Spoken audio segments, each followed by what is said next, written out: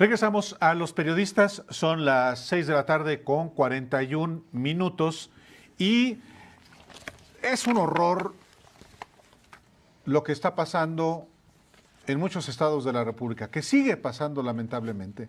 En Jalisco, uno tras otro, aparecen hallazgos de fosas clandestinas donde se han encontrado decenas, centenares de restos humanos en municipios como Tlajomulco, como Zapopan, como Guadalajara mismo, y en la región de los Altos, como Lagos de Moreno, Jalisco, donde lamentablemente siguen desapareciendo personas, donde, de acuerdo con investigaciones, hay laboratorios y las autoridades saben y lamentablemente no hacen mayor cosa. Pero en Guanajuato, que es el estado que ha sido, pues por años, el más violento en términos de homicidios en el país, ha ocurrido también una tragedia de desapariciones y hoy tiene lugar un horror que es el hallazgo de una fosa clandestina en el municipio de Salvatierra, en ese sur hermoso de Guanajuato. Y es que ayer miércoles, la Comisionada Nacional de Búsqueda de Personas, Carla Quintana Osuna, informó que tras 8 días de excavaciones se habían encontrado 59 cadáveres en un premio conocido como Barrio de San Juan, justamente ahí en el municipio de Salvatierra, no muy lejos del centro de ese municipio, cerca de la presidencia municipal, Alejandro. Imagínense nada más de qué tamaño será lo que han visto hasta hoy. Se supone que hay más de 70 cuerpos en este momento que se han localizado. Ayer le hablamos de 59 cuerpos, hoy más de 70 y sigue la búsqueda.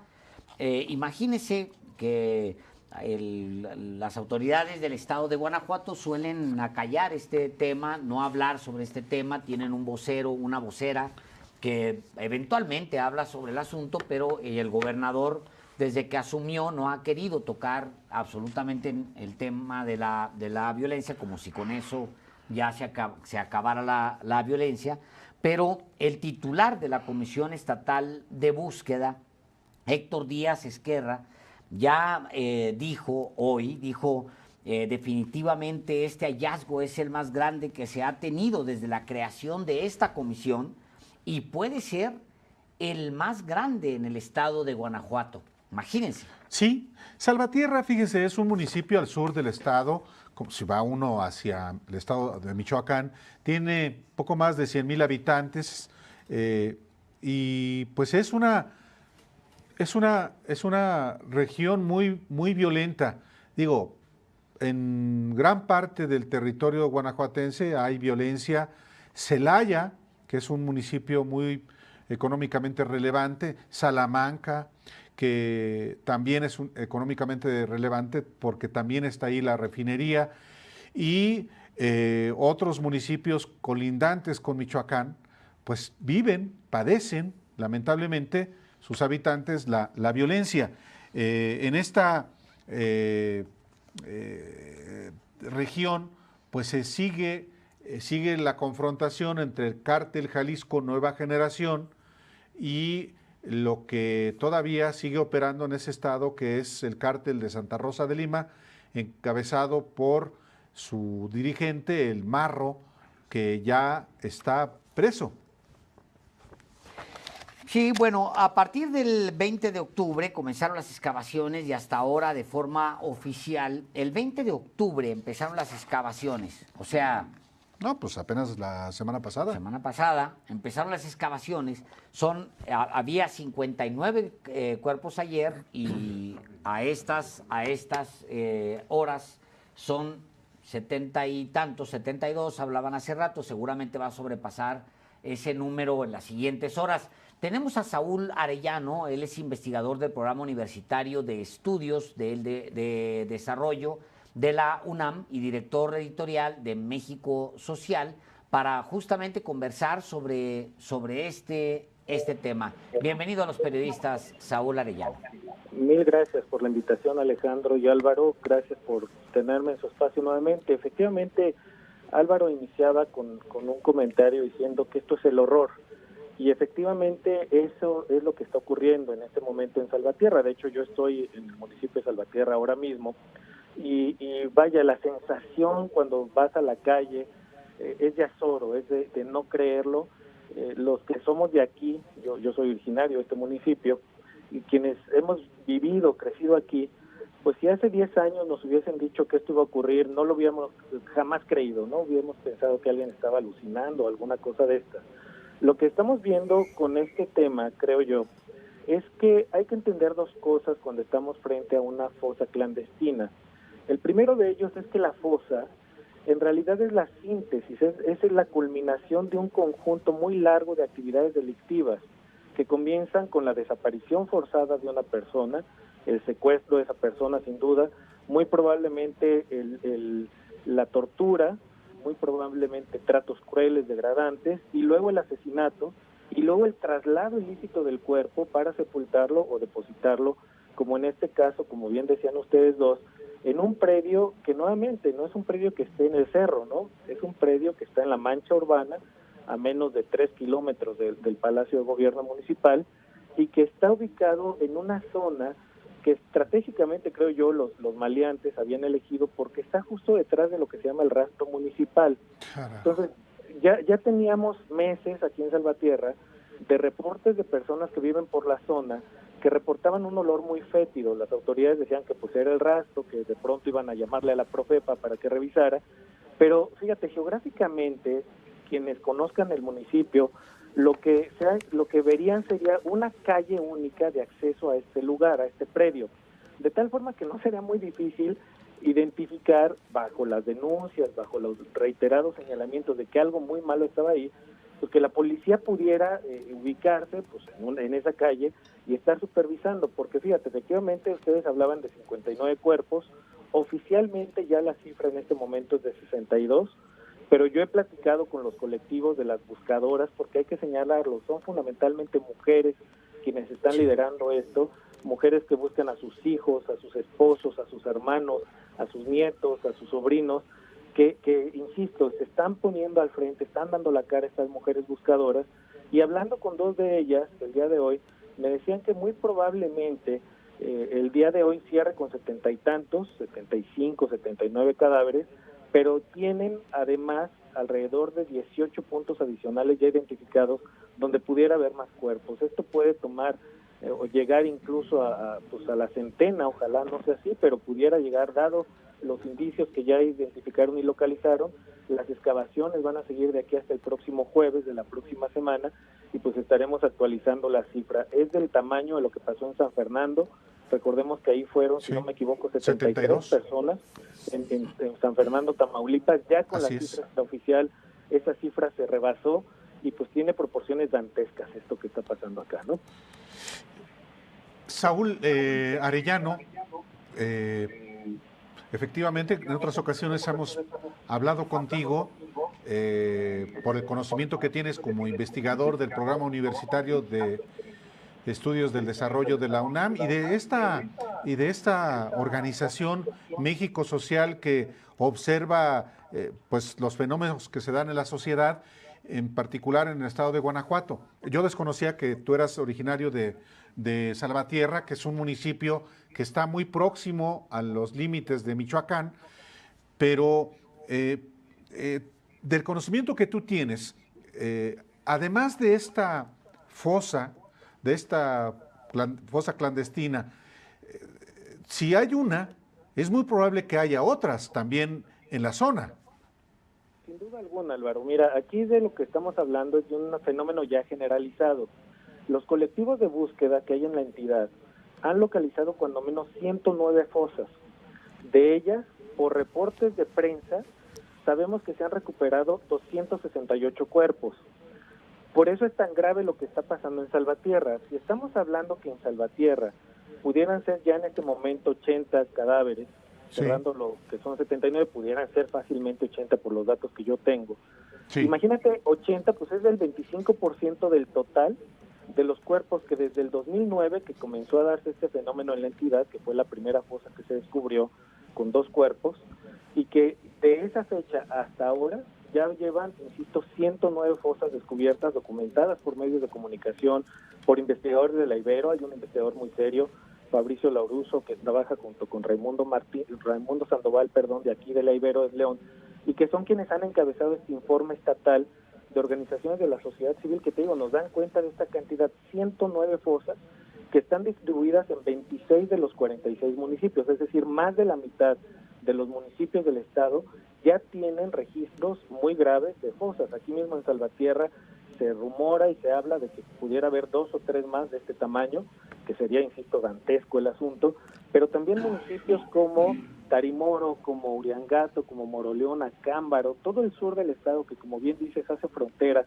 con el estado de Michoacán, y que pues la disputa aquí no es tanto por el huachicol, sino por el control de las carreteras, que no solo son las federales, sino también las rurales y estatales, que te permiten y facilitan pues la comisión de todo tipo de crímenes. Aquí lo grave también pues, es la inacción. Tú señalabas a esta vocera del gobierno estatal, Sofía Huet se llama, ella era la vocera del estado, fíjate, para nada más temas de violencia. Saúl. Exactamente, pero fíjate, déjame darte este comentario, Alejandro, porque creo que es importante. A principios del mes fue nombrada titular del Secretario Ejecutivo del Sistema te la cambio pública por esta, mejor. Dime, sí. Saúl, vamos rápido un corte para no tener prisas y regresamos con exactamente ese tema.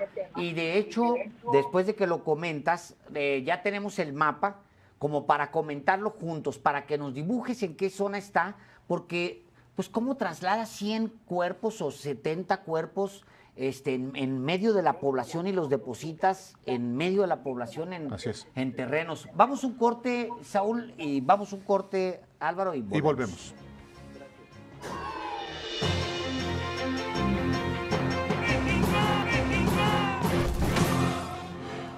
Son las 6 de la tarde con 57 minutos. Le damos las gracias a usted que nos escucha en el 88.1 de FM. Lo invitamos para que mañana se incorpore en punto de las 6 de la tarde a los periodistas, como todos los días, de las 6 de la tarde a las 7 de la noche. Y vamos a continuar para usted que nos ve en el canal 8.1 y para quienes nos siguen desde muchas partes de la República Mexicana por YouTube, y claro, a usted que se está incorporando en el canal 8 de el área metropolitana de Guadalajara. Estamos informando sobre este hallazgo de una fosa en el municipio de Salvatierra, Guanajuato, y hablamos con Saúl Arellano. Él es investigador del Programa Universitario de Estudios del Desarrollo de la UNAM y director editorial de México Social, él que es justamente de ahí, de Salvatierra, Guanajuato, nos está informando precisamente detalles sobre este hallazgo que ya pues lleva acumuladas más de 70 cuerpos.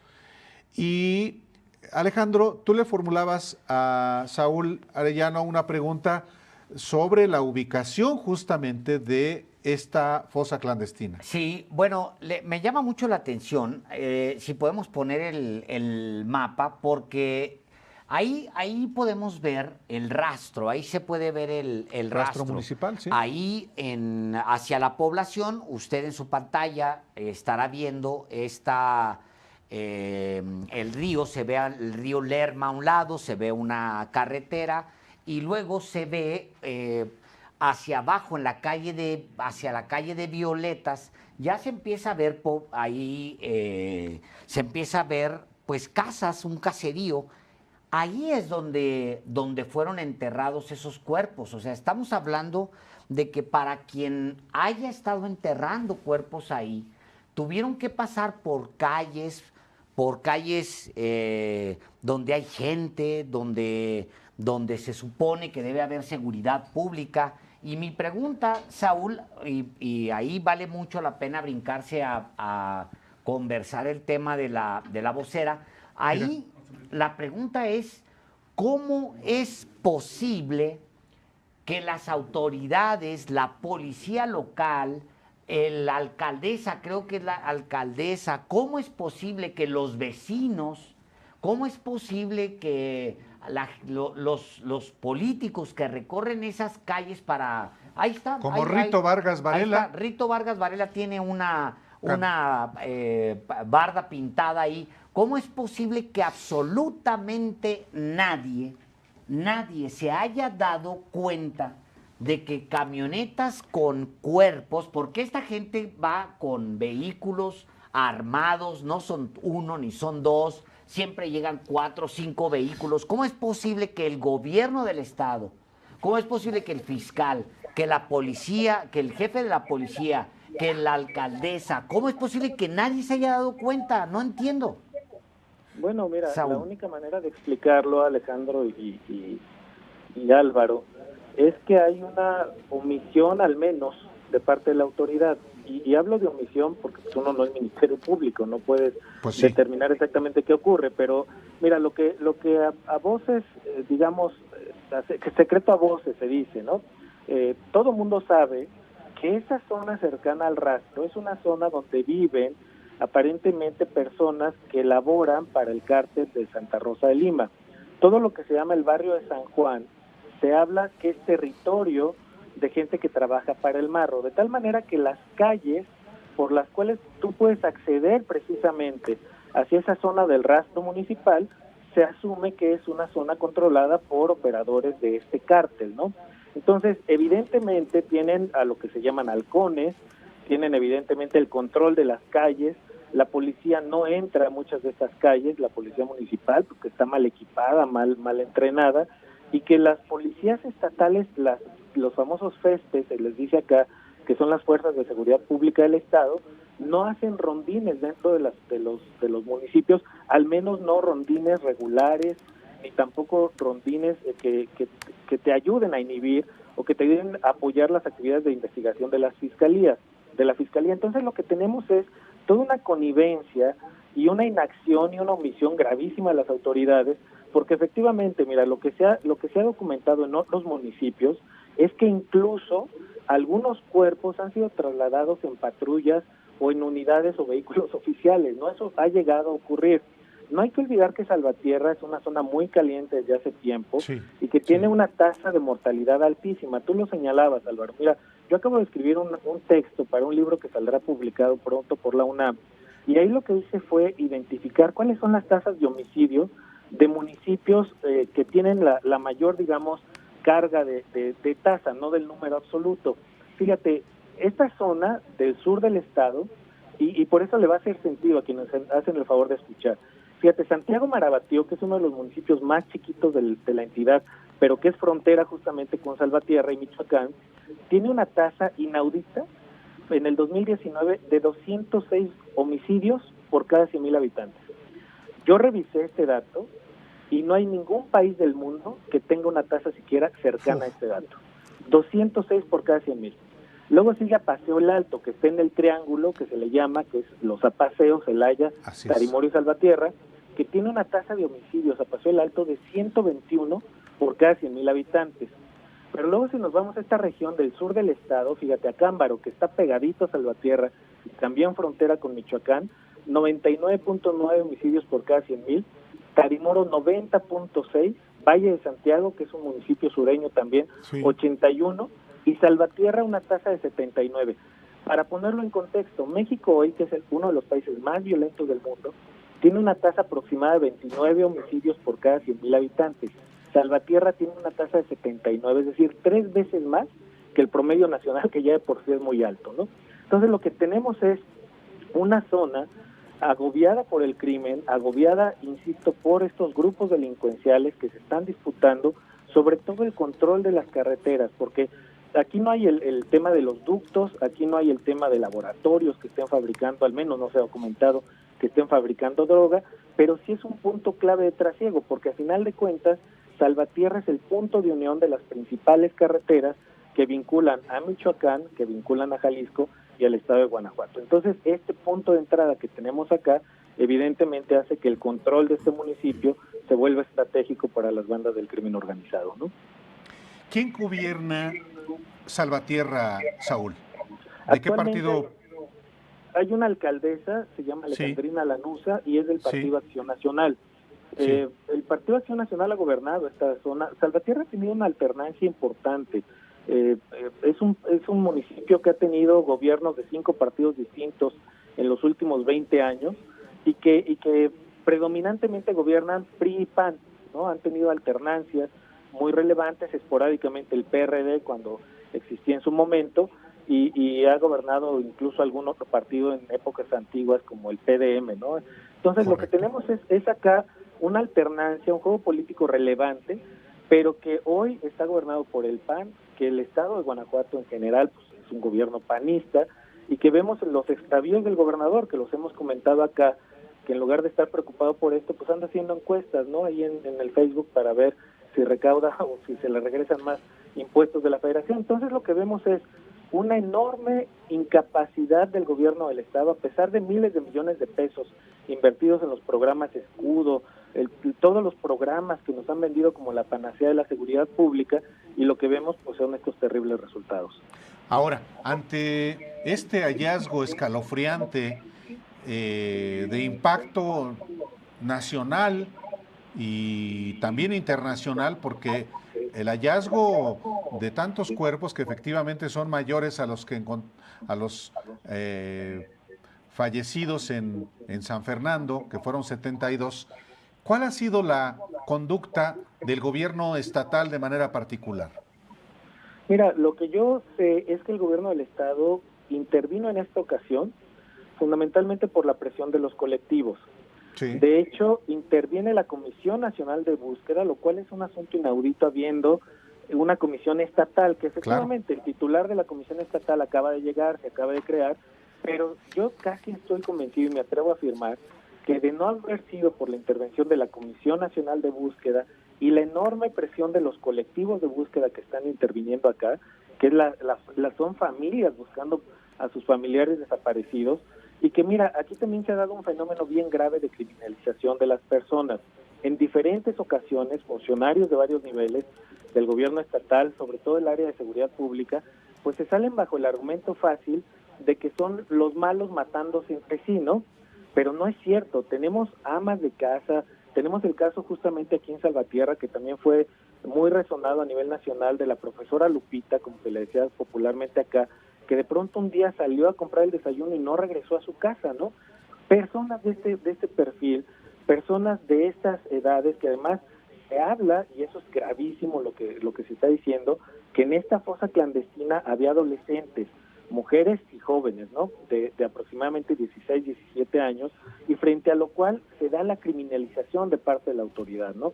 Creo que si algo hace falta en la perspectiva del gobierno del estado es tener una perspectiva de derechos humanos que garantice sobre todo la no repetición, que esto no vuelva a ocurrir una vez que se ha llevado a cabo este macabro hallazgo. Y por eso yo al principio mencionaba esta vocera que hace 3 semanas dijo que en Guanajuato no hay fosas clandestinas. Literalmente lo dijo. Entonces, textualmente dijo esta funcionaria que en Guanajuato no hay fosas clandestinas. Textualmente lo dijo, están los registros de la prensa. Y entonces esta afirmación, pues ahora cómo la va a explicar, ¿no? Tenemos desde luego una indolencia total del gobierno del estado, en la cual ni las fuerzas de seguridad pública, ni la fiscalía, ni tampoco el gobierno estatal está trabajando en lo que debería hacer.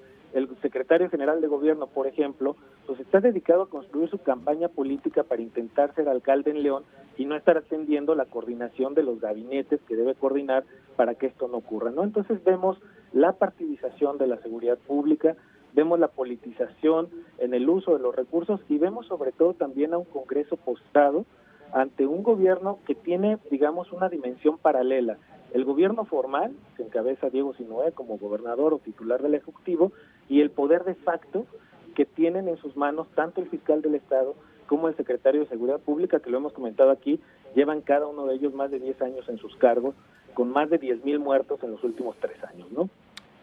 Yo hice un ejercicio muy rápido de googlear a lo que ha dicho el gobernador en los últimos, no sé, 3 semanas. No hay una sola declaración con respecto a seguridad pública. Pues no. Una sola declaración. ¿Sabes cuál es el 100% de sus declaraciones? Dinero. La Alianza Federalista, Guanajuato está sin distinciones partidistas, Guanajuato crecerá en los diarios locales y obviamente... Que además paga mucho dinero para propaganda y para en el medios Estado. nacionales, porque No, por veo supuesto. medios conocidos, digo, no importa, está bien que se pague la publicidad, no tengo ningún problema con eso, pero oye, ¿y las broncas reales a qué hora las vas a atender? Se las delega a dos funcionarios, uno al fiscal estatal y otro al secretario de Seguridad Pública, cabeza de vaca, Saúl, que en los hechos son un rotundo fracaso.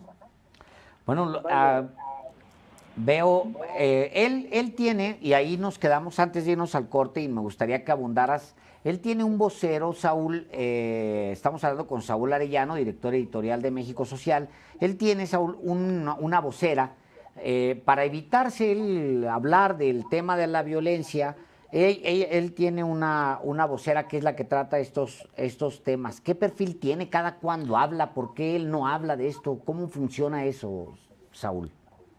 Bien, mira, esta vocera se llama Sofía Webb y de hecho ya no es vocera, ¿no? Fue ascendida a titular del Secretariado Ejecutivo del Sistema Estatal de Seguridad Pública. Después de que dijo que no había fosas clandestinas, bueno, fue por eso la ascendieron, ¿no? Alguien que niega la existencia de fosas clandestinas y se va a contar los muertos, desaparecidos y fosas clandestinas, pues tiene el encargo de desaparecerlas. Sin duda alguna. Y mira, su perfil es una persona que trabajó en áreas de seguridad pública, fíjense. Con Genaro García Luna. Exactamente, eso iba. Sí. Viene del equipo de Genaro García Luna. Pues claro. De ahí viene y cae al gobierno del Estado, recomendada con muy buenas credenciales de este equipo, la incorpora a su equipo el fiscal, entonces Procurador General de Justicia del Estado, y desde entonces ha hecho una carrera ascendente, meteórica, y se ha convertido en la tercera persona más relevante en el Estado en materia de seguridad pública. Su perfil es de ser una comunicóloga que se dedicaba antes de esto a cuestiones de consultoría de imagen y cosas así, y que luego se incorpora al equipo de seguridad pública que encabezaba García Luna y que, insisto, llega al gobierno del Estado y pues adelante se encumbra, ¿no?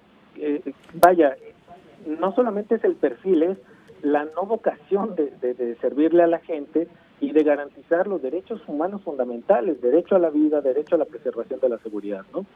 Saúl, de verdad tengo esta duda legítima, si el gobernador de Guanajuato realmente tiene el control de lo que está pasando en ese estado, si consideras que hay un grupo que tiene más de una década en control de la seguridad y de la relación formal con el crimen organizado, porque pues aunque lo confrontes tienes una relación, es tu chamba tener una relación con ese frente, ¿no? Que es una guerra y tienes un frente. Mi pregunta es, y me la contestas con honestidad, si tú sientes que el gobernador tiene control real sobre el Estado o ya simplemente están gobernando pues estos personajes que ya tienen décadas haciéndolo para otros gobernadores del PAN.